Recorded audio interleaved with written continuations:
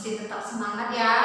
Kita kembali belajar pada hari ini, yaitu hari Rabu 7 Oktober 2020. Kita lanjutkan pembelajaran berikutnya, yaitu pembelajaran 3 dan 4 ya. Hari ini masih sama seperti kemarin, kita belajar bahasa Indonesia dan ada lagi PKN serta yang terakhir itu mata pelajaran IPS ya. Untuk bahasa Indonesia masih mengenai iklan. Nah, hari ini kita akan bahas ciri-ciri bahasa dalam iklan media elektronik, media cetak. Kemudian juga cara menyampaikan iklan yang baik itu yang bagaimana ya.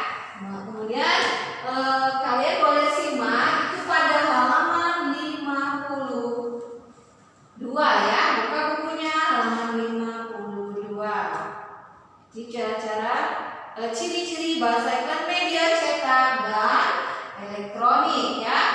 Lihat pada bukunya itu, di situ tidak ada disampaikan, tetapi nanti ada contohnya di halaman 53. Boleh dilihat pada halaman 53 ya. Itu ada contoh iklan media cetak ya.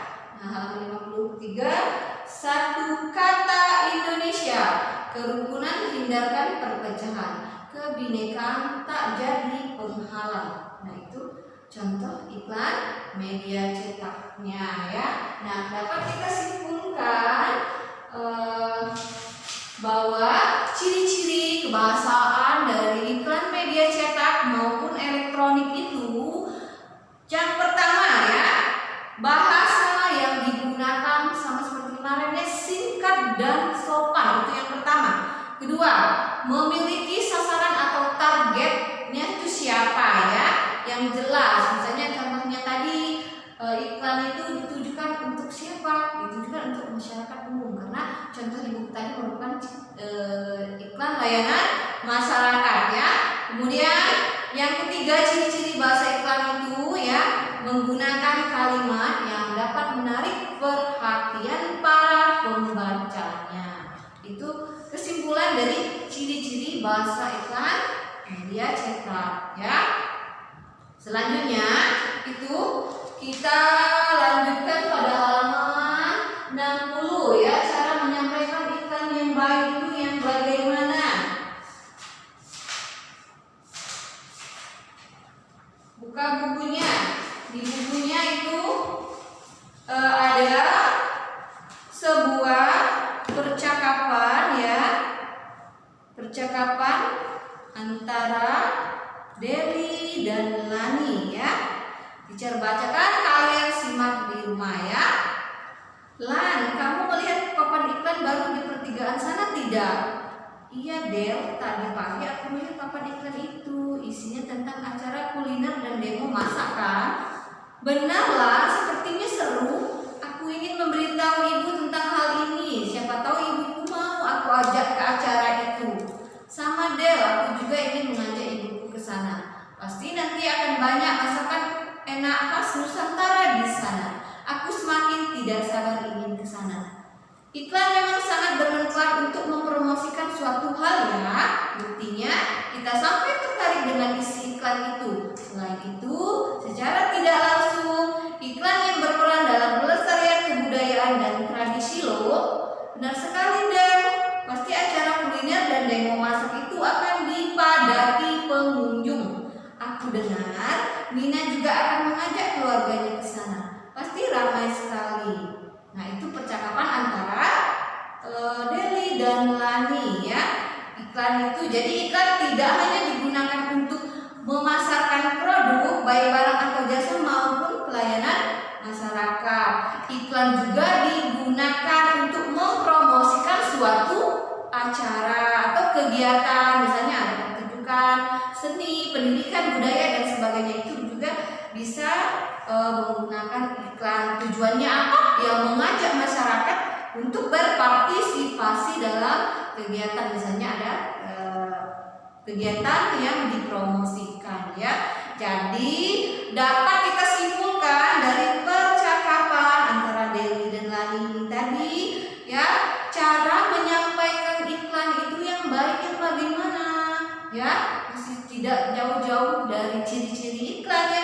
menggunakan bahasa yang santun, itu yang pertama. Terus kedua, kalimatnya, kata-katanya tidak menyinggung atau bahasanya tidak menyinggung pihak lain, tidak menjatuhkan pihak lain. Kalimatnya padat, jelas dan singkat. Setelah itu bersifat menarik perhatian khalayak umum ya, menarik perhatian orang banyak untuk meminatinya, yaitu cara menyampaikan bahasa iklan dengan baik. Itu saja untuk pelajaran bahasa Indonesia hari ini. Selanjutnya kita akan belajar PKN. PKN-nya hari ini kita akan membahas adat istiadat dan juga faktor pendukung keberagaman di Indonesia. Itu yang pertama, kita lihat dulu halaman 51. Ya, halaman 51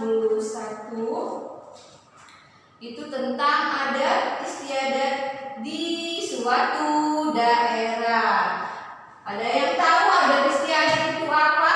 Pernah mendengar kata adat istiadat? Ya, nah benar sekali. Adat istiadat adalah perilaku budaya yang sudah lama turun temurun ya, dan diterapkan oleh masyarakat.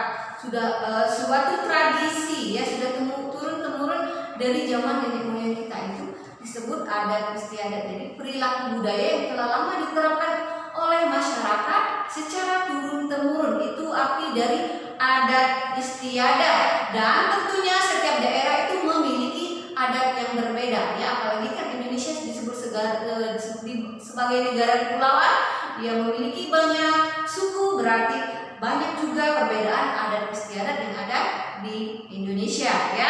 Kemudian adat istiadat juga dibedain menjadi dua, ada adat istiadat tertulis dan adat istiadat yang tidak tertulis ya. Kalau contoh adat istiadat yang tertulis, contohnya itu peraturan atau dokumen, sedangkan contoh adat istiadat tidak tertulis itu misalnya cerita rakyat ya, kemudian tarian daerah, ada juga upacara adat. Itu contoh adat istiadat yang tidak tertulis ya. Bisa dilihat contohnya pada halaman 51. Di situ ada salah satu adat yang masih dilestarikan hingga saat ini, yaitu pembakaran jenazah di Bali ya, yang disebut dengan ngaben. Itu masih sampai sekarang ya. Itu lihat pada halaman 51 gambarnya.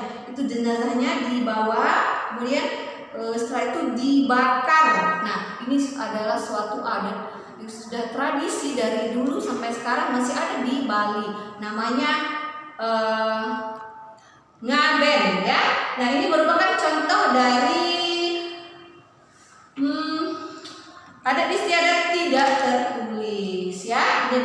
Lanjutkan pada halaman 52 itu ada juga masih ada sesaji yang dibawa pada upacara ngaben. Ini contoh dari adat istiadat yang ada di Pulau Bali, dan biasanya itu adalah umat yang beragama Hindu ya. Itu acara contoh adat istiadatnya. Yang lainnya contohnya misalnya ada tradisi potong jari dari Papua, lompat batu Pahombo ya, itu dari Pulau Nias.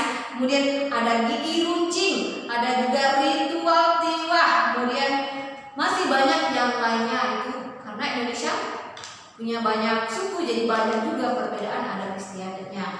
Itu ya, itu contoh adat istiadat. Selanjutnya kita akan belajar tentang faktor pendukung keberagaman di Indonesia, halaman 56. Ya, beberapa faktor pendukung keberagaman di Indonesia bermacam-macam ya. Itu terdiri dari 3. Tadinya kita sudah belajar makanan, adat ya. Nah, hari ini kita harus tahu apa saja faktor pendukung keberagaman yang ada di Indonesia itu. Yang pertama itu adalah letak geografis Indonesia ya. Nah, Indonesia masih ingat ya bahwa Indonesia itu terletak di antara 2 samudra dan 2 benua. Samudranya apa? Masih ingat? Pasifik dan Hindia, sedangkan benuanya Asia dan Australia. Nah, karena letak geografis itu yang sangat strategis, maka negara Indonesia itu disebut sebagai jalur perdagangan atau disebut juga dengan negara maritim. Ya, pada zaman dahulu para pedagang-pedagang dari Cina, Arab itu banyak sekali yang mampir ke Indonesia untuk berdagang. Ya, selanjutnya bentuk negaranya. Negara kita itu berbentuk negara kepulauan dari Sabang sampai Merauke, terdiri dari ribuan pulau. Nah, karena banyak itulah maka banyak budaya-budaya daerah lain yang menjadi keberagaman budaya Indonesia. Selanjutnya adalah kondisi alam di Indonesia. Kondisi alam Indonesia itu meliputi dataran rendah, tinggi, pegunungan serta pantai. Dengan kondisi demikian, maka mata pencarian cara mencari untuk memenuhi kebutuhan ekonomi masyarakat Indonesia itu juga berpengaruh dan beragam serta berbagai macam cara. Tapi walaupun memiliki banyak keragaman yang dimiliki Indonesia, kita masih dalam satu semboyan negara kita, yaitu Bhinneka Tunggal Ika. Walaupun kita berbeda, tetapi kita tetap satu. Ya, itulah kita tercantum dalam semboyan negara kita. Nah, itu saja untuk pelajaran PKM-nya Hadi. Selanjutnya yang terakhir adalah IPS-nya halaman 50, itu pembangunan sosial budaya dan juga manfaatnya. Halaman 50 bisa dilihat apa itu pembangunan sosial budaya. Pembangunan sosial budaya adalah segala aktivitas sosial dan ekonomi yang dilakukan oleh masyarakat yang tujuannya untuk meningkatkan taraf hidup mereka. Jadi mereka itu melakukan kegiatan ekonomi dan sosial, itu namanya pembangunan sosial. Untuk apa pembangunan sosial itu dilakukan? Untuk memenuhi kebutuhan spiritual sehingga masyarakat dapat mengembangkan bakat dan karakternya. Selain itu juga memiliki tujuan untuk mengembangkan dan membangun kesejahteraan masyarakat serta memenuhi kebutuhan hidup masyarakat, meningkatkan kemampuan masyarakat dalam mengolah dan memanfaatkan sumber daya yang ada. Contohnya bagaimana? Contoh pembangunan sosial yang ada di sekitar kita. Contohnya di sini halaman 51, yaitu ada pabrik roti kegiatan jual beli di pabrik roti ini artinya memberikan keuntungan bagi para penjual dan pembelinya. Nah, itu contoh dari pembangunan sosial ya. Selanjutnya halaman 58 menjelaskan pembangunan sosial budaya ya. Nah, lihat di sini dicontohkan dalam bentuk adat bagaimana menciptakan komunikasi yang baik. Nah, di sini contoh dari pembangunan sosial budaya itu dalam kehidupan sehari-hari contohnya sangat mudah. 1. Menggunakan bahasa Indonesia, itu contoh dari pembangunan sosial budaya. Kemudian mempelajari kesenian daerah lain seperti tarian, drama, lagu, dan alat musik tradisional. Sangat gampang sekali ya. Berarti kita sudah sering lakukan.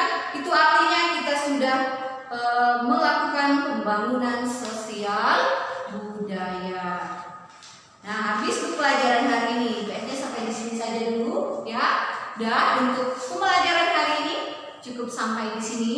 Terima kasih atas perhatiannya. Sampai jumpa di video pembelajaran selanjutnya.